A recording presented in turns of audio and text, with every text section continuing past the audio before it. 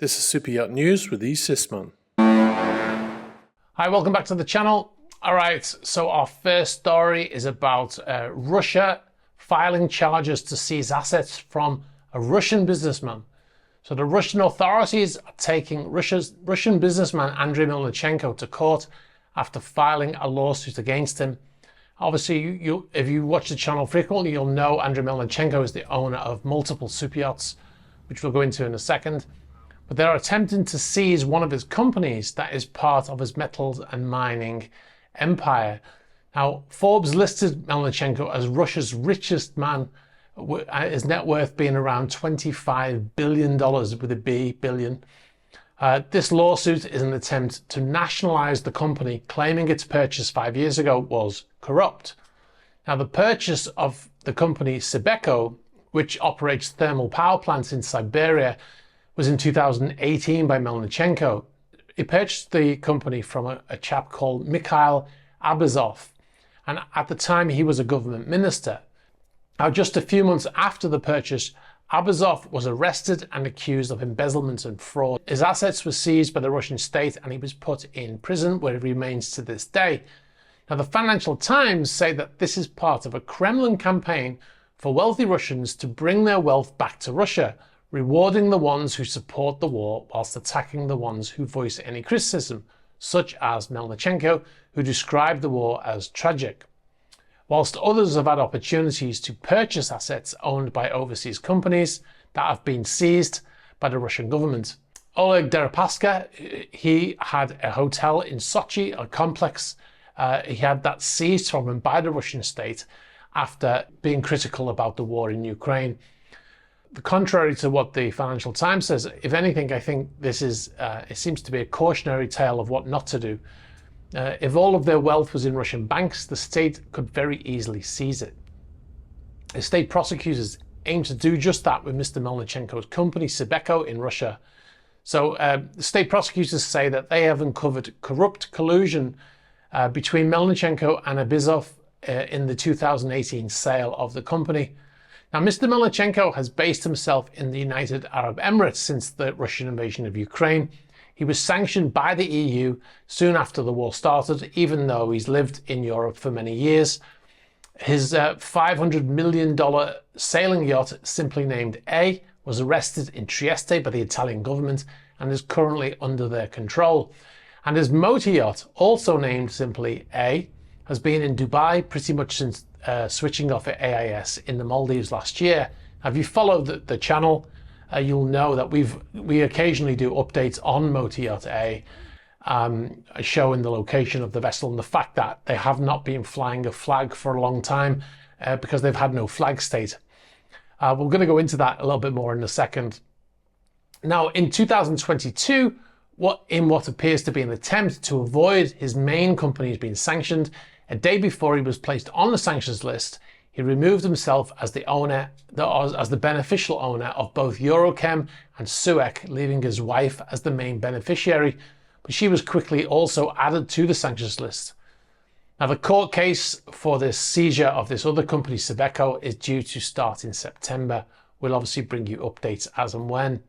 But as we were talking about Motor Yacht A, we've had some photographs through in the last couple of days that shows the yacht flying a new flag. Now, like I said, if you've been watching since last year, MYA has been MIA in terms of IMO rules on flying the flag of a flag state because they didn't have one. Now, the yacht hasn't had a flag state since being deregistered by the Isle of Man registry soon after Mr. Melnichenko was sanctioned.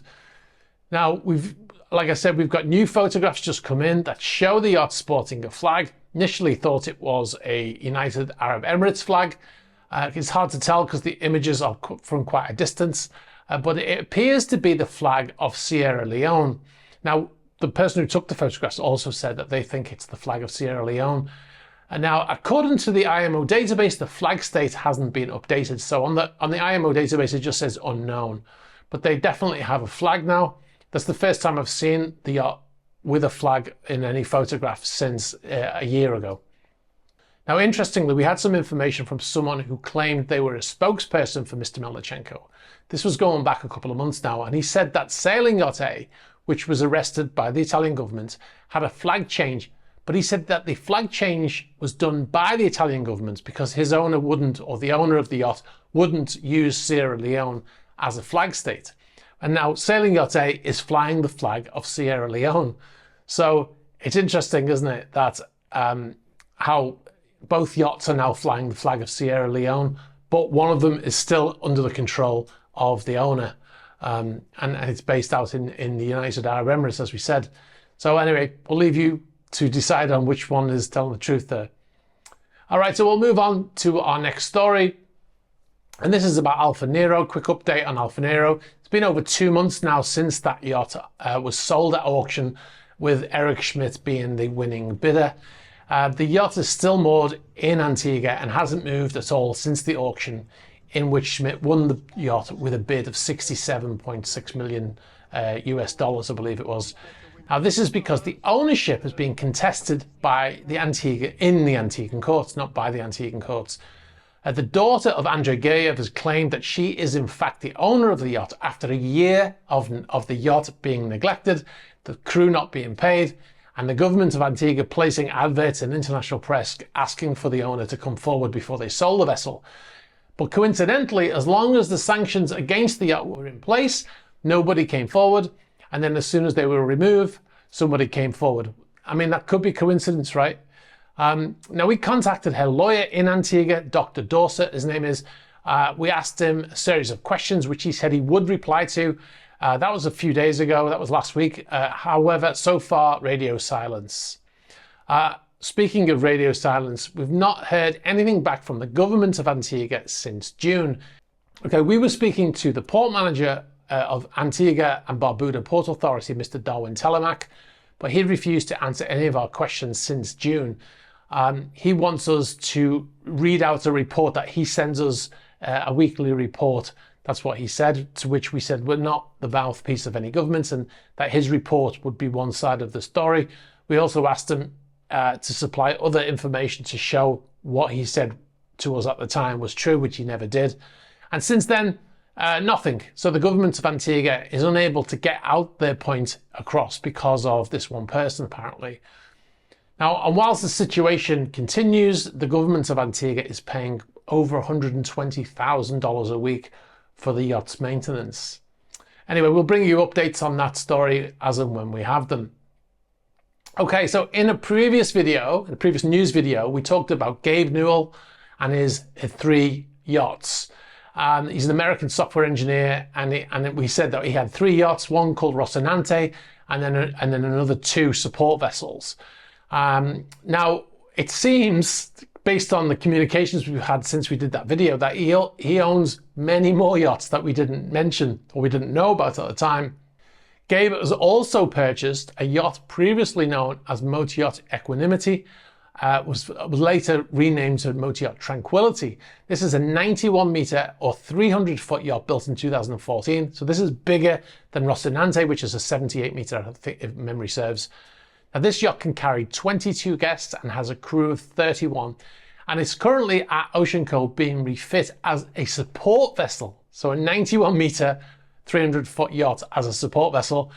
And you may be asking, a support vessel to what? If that's the support vessel, what's the main vessel? Well, he's also got a new yacht being built at Ocean Cove currently. Project Y722 is a 110 meter, this is the yacht. This is Y722 is one after Jeff Bezos' yacht Koru, which was Y721. So he's got this 110 meter yacht in build. His support vessel is going to be the 92 meter yacht. He also owns a commercial research vessel named Pressure Drop, and he has a 30 meter or 100 foot custom sport fishing yacht under construction. So as well as Rocinante and his 2 current support vessels. Now, as for the support vessel named Dapple, we have on good authority that yacht was re-equipped as a full hospital ship, and this is why he bought it. Apparently, he's got a lot of concerns about COVID and stuff like that, so he had this yacht built or refit as a hospital ship. Another person who did that was Roman Abramovich. He did that with the same type of yacht from Damon Yachting.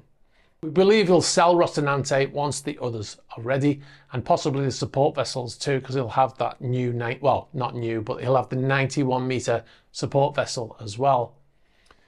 Yeah, you can't have too many yachts apparently. Okay, so we'll move on to the next story.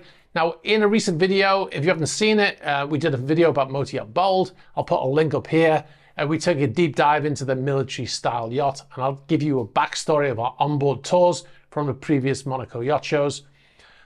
Anyway, in that video, I said that I believed that the helicopter, a landing pad, was a touch and go, and that the boat couldn't sail with it in place. So one of our subscribers sent in a photograph. This is recently, I can't remember where it was taken now. I think it was in the US, but it shows that they can carry the helicopter. So I'm going to say I was half right, because I said that it couldn't be carried in place where it lands with the H's on the stern of the vessel. But it actually can be carried up on the top deck there. So I was kind of right, but kind of wrong as well. So thanks for the photograph to the person who sent that in. I'll put the name up there if they've asked for it to be put on the screen. Also, I got a few messages, well, not messages, a few comments saying, like, I can't believe he can't remember what he said in his previous video. Well, that video was 4 years ago, and I've been on probably 150 yachts since then. So, you know, they all kind of blend into one after a period of time. Anyway, we'll move on. This is a bit of a yacht spot here. We've got some footage and some photographs in of Motor Yacht KAOS in Barcelona. This is Port Vell in Barcelona. She's being cleaned up after the attack by the militant protesters in Ibiza recently, where they spray painted the stern of the vessel as she was docking. You can see the vessel's been thoroughly cleaned. The yacht went to La Ciotat in France, which is a shipyard, and they had all of that stuff cleaned off there, and they're back in business. So this is a quick yacht spot showing the boat in place in Port Vell in Spain. So thanks very much for the people who sent in those photographs as well. Now, I've got one update on something that came up a while ago on a former colleague of mine. His name is Ursus Peligro. Unfortunately, he passed away whilst he was working on his ship, or on his yacht, should I say. And I just wanted to give an update, because at the time we said that, you know, there was a GoFundMe page set up by somebody who was close to him, and I asked for anybody if they could to donate anything to that GoFundMe page, which we did also, of course. I just wanted to give the update. His body was repatriated to his family in the Philippines, and he was buried shortly after. So I just wanted to say once again, thanks very much to everyone who donated to that GoFundMe page. It was absolutely appreciated by everybody, including his widow, who asked for me to thank everybody. So, you know, absolutely amazing response to that, and thanks very much. I'll never forget the anonymous people who donated quite a lot of money, in fact.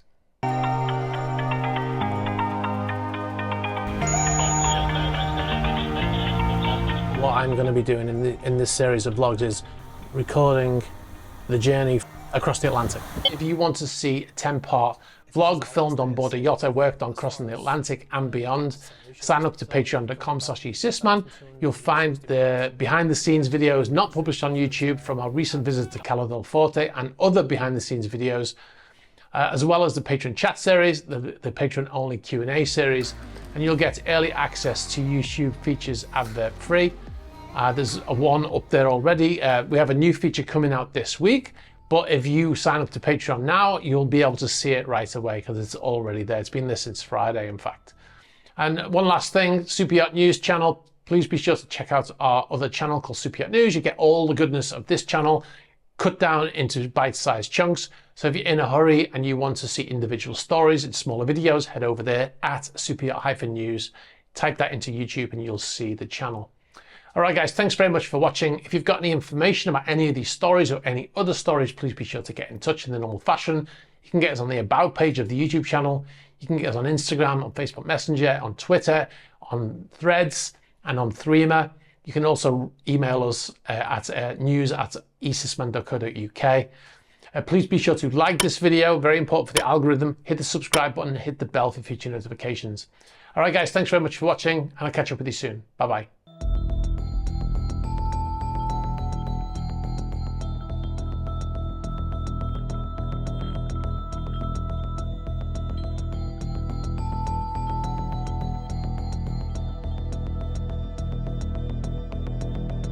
I was here over a year ago. I was here last May.